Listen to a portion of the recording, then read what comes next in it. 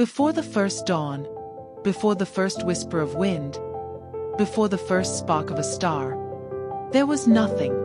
No sky, no land, no sound, only a vast, immeasurable void, a stillness without a name, and then a presence, a power, a being beyond time and matter, God, the Eternal One, the one who has no beginning and no end.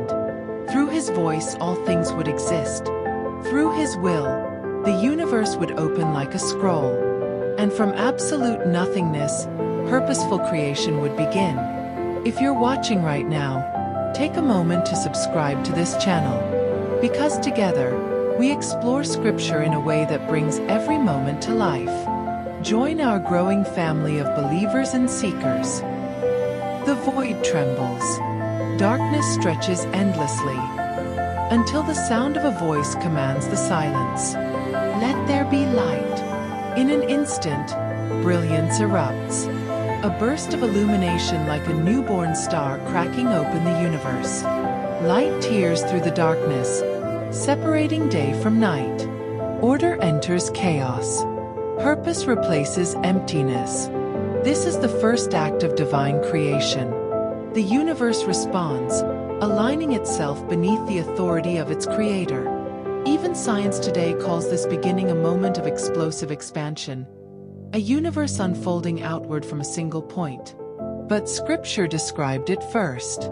A moment when light itself was spoken into existence. And God saw the light, that it was good. Day and night were born, though no sun yet glowed, and no moon yet reflected. This was pure light, light defined by God alone. Day fades. A second command echoes across the silent expanse. Let there be a firmament in the midst of the waters. What had been an endless sea of primordial waters begins to divide. A vast dome forms, an expanse stretching with elegance and authority. The waters below settle. The waters above rise. And the heavens, what Scripture calls the firmament, take shape. The atmosphere begins. The sky is conceived. The blue canopy that would one day hold clouds, storms, and gentle winds emerges. What once was shapeless now has layers, depths, heights, and boundaries. Heaven is not just a place above. It is a structured realm created by the hand of God Himself. A new day. A new declaration. Let the waters under the heaven be gathered together, and let dry land appear. The oceans retreat like soldiers obeying their commander. Continents rise. Mountains push upward from the deep. Valleys stretch wide. Rivers carve newborn paths through layers of untouched earth. And God gives names. Earth. Seas. What was once submerged chaos now becomes a world of balance. Land and sea existing side by side, ready for life. The world is still quiet, but not for long. Without warning, the barren land awakens. A divine command brings color into a world previously painted only in water, sky, and stone. Let the earth bring forth grass, herbs, and fruit trees yielding fruit after their kind. And instantly, creation responds. The earth blossoms. Fields of emerald grass roll across valleys. Trees spring upward with deep roots and towering branches. Leaves unfurl. Flowers open like worshippers raising their hands. Every plant carries seeds. An intricate system of reproduction designed with precision. A world ready to sustain life is born in a single moment. The ecosystems of the future. Forests, jungles, meadows, vineyards, all within God's blueprint. This is not random. This is intentional design. Creation with a purpose. Day becomes night. Night becomes morning. The first rhythm of time is established. The cycle that humanity would someday live by is set into motion. And God sees that creation is good. Perfect. In harmony. The universe, once dark and void, is now a tapestry of light, space, land, and living green. But creation is not finished. Not even close. The greatest wonders are still forming in the mind of the Creator. The stage is set. The heavens and the earth are prepared. And soon, stars will ignite, oceans will stir with life, and the breath of God will enter man himself. The world now stands shaped. Oceans flowing, mountains rising, fields blossoming. But there is still no sun, no moon, no stars to govern the rhythm of days and seasons. And God speaks again, with authority that rolls across the heavens.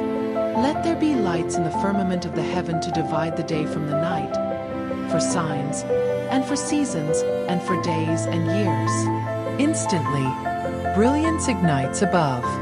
The darkness overhead blossoms into a canvas of endless lights, galaxies swirling like divine handwriting across the sky. The sun, a blazing furnace of unimaginable power, takes its place to rule the day.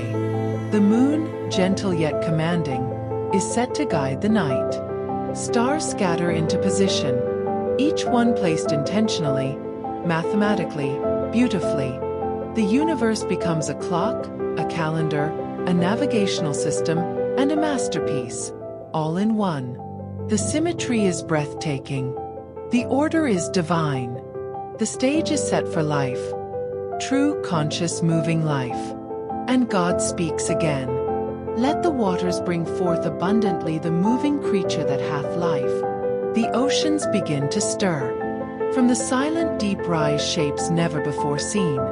Schools of fish explode into motion. Massive sea creatures, leviathans of the primordial waters, glide with power and grace. Tiny organisms shimmer in the sunlit shallows. Coral reefs, glowing as if lit from within, begin forming the underwater cities of the future. Every species, every size, every color, designed with precision. From the gentle sea turtle to the first colossal whale, the waters roar with life. The oceans, once quiet, now sing. Movement becomes worship. Life becomes testimony.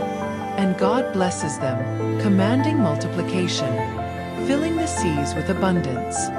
The oceans are alive. Now the sky must join them. A new command. Let fowl fly above the earth across the face of the firmament. Suddenly the air trembles.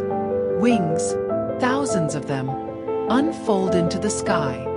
Birds of every kind burst into existence. Eagles stretching out their vast wings. Sparrows fluttering delicately. Peacocks shimmering with impossible colors. Owls gliding silently through the shadows. Their songs fill the world with music. Melodies rising like offerings. The sky, once empty, becomes a theater of motion and color.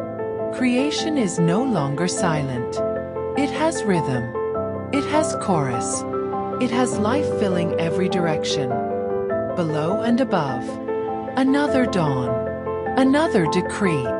Let the earth bring forth the living creature after his kind. Cattle, creeping things, and beasts of the earth. The ground trembles. Footprints form in the dust before feet even touch the soil. Shapes rise from the earth. Majestic lions with golden manes. Elephants with ancient, wise eyes. Herds of antelope leaping effortlessly. Grazing cattle emerging like living hills. Insects, reptiles, small mammals, all bursting forth in a synchronized wave of creation. Predators and prey, gentle creatures and fierce ones, fast and slow, large and tiny, all designed to coexist in a balanced ecosystem that only a master architect could imagine.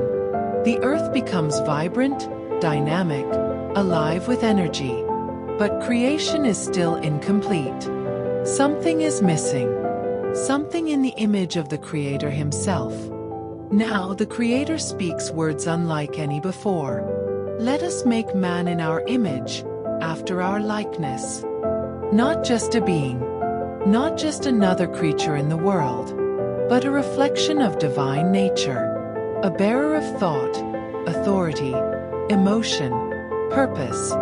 With unmatched tenderness, God forms man from the dust of the ground.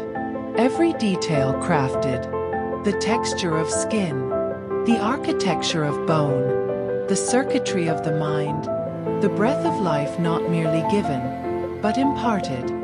Then God breathes into his nostrils the breath of life, and man becomes a living soul.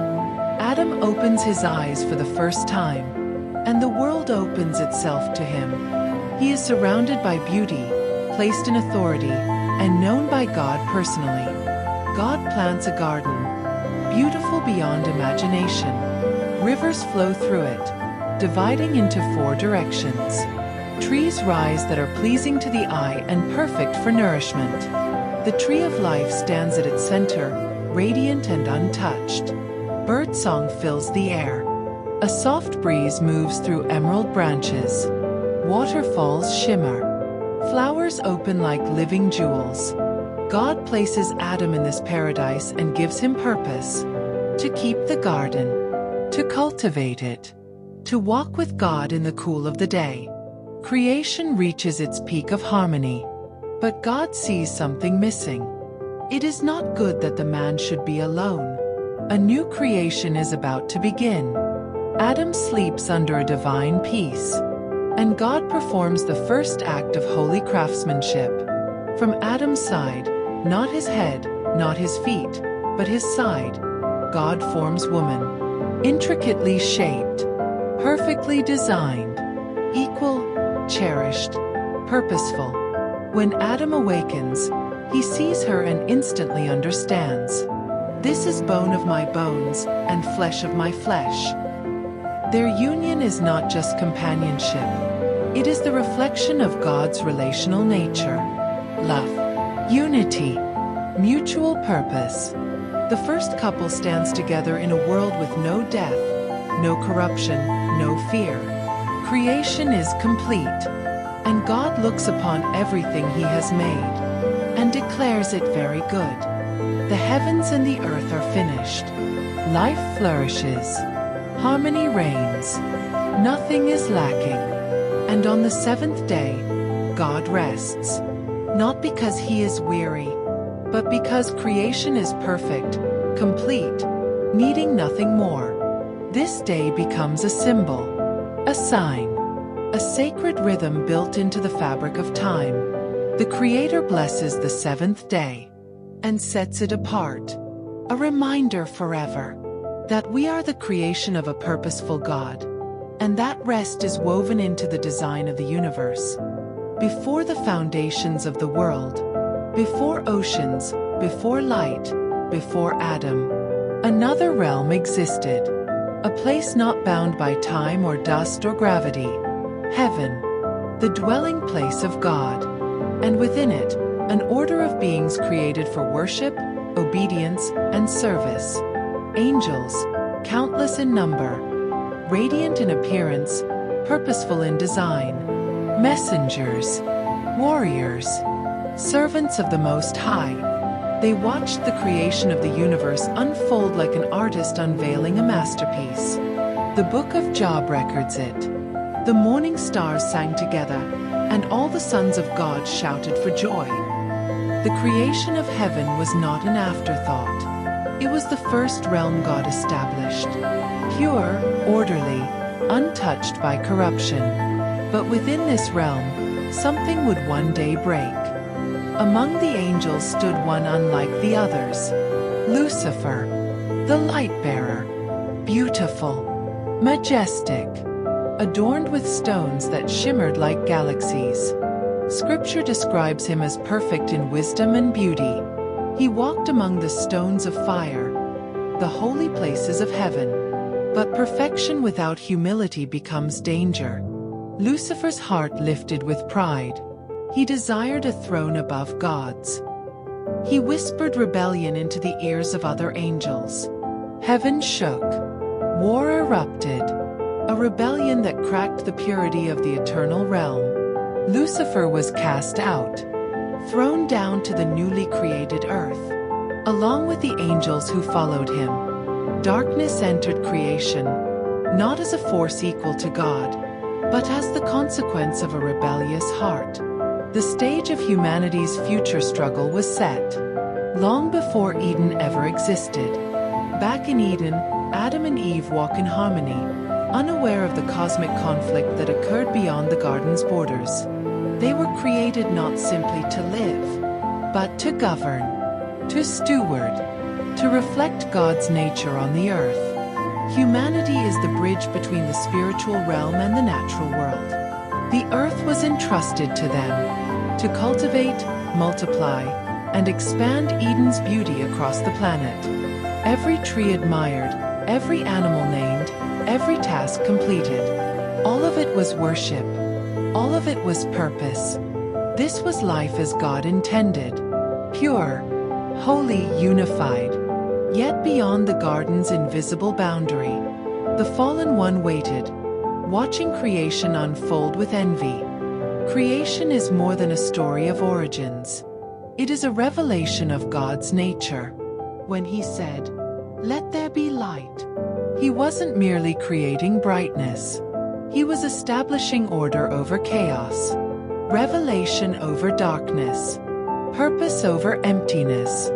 When He separated waters, He demonstrated that boundaries protect life. When He formed the sun, moon, and stars, He established rhythm, time, and divine cycles. Every element of creation was a message. A God is intentional. A God is orderly. A God is relational. A God is generous. A God is sovereign. This is not a universe born from randomness. This is a universe designed with precision, intelligence, and love. On the seventh day, God rested. Not because He needed rest, but because He wanted creation to pause, to breathe, to reflect His nature. The Sabbath is God's final act of creation. It is His signature at the bottom of a masterpiece. In this rest, humanity recognizes, we are not machines. Our value is not our productivity. A creation is complete only when we acknowledge the Creator. The Sabbath is a holy rhythm, a weekly reminder that everything we have, everything we see, everything we are, comes from Him. Humanity stands at the center of God's masterpiece. The universe is vast, billions of galaxies, yet the Creator's focus narrows to a garden on a small blue planet. God forms man and woman as reflectors of His will on earth, creators within creation, stewards of life, bearers of divine breath. You were not created by accident. Humanity is not a cosmic mistake. You are intentionally placed in the grand story of a universe crafted by God. Your existence is not random. It is part of a sacred design. If this journey through God's creation moved you, if it opened your heart, if it deepened your awe for the one who formed the heavens and the earth, then I invite you to subscribe, not as a viewer, but as someone seeking truth, depth, and revelation. Join us as we continue exploring Scripture with reverence, beauty, and detail. There is so much more to uncover.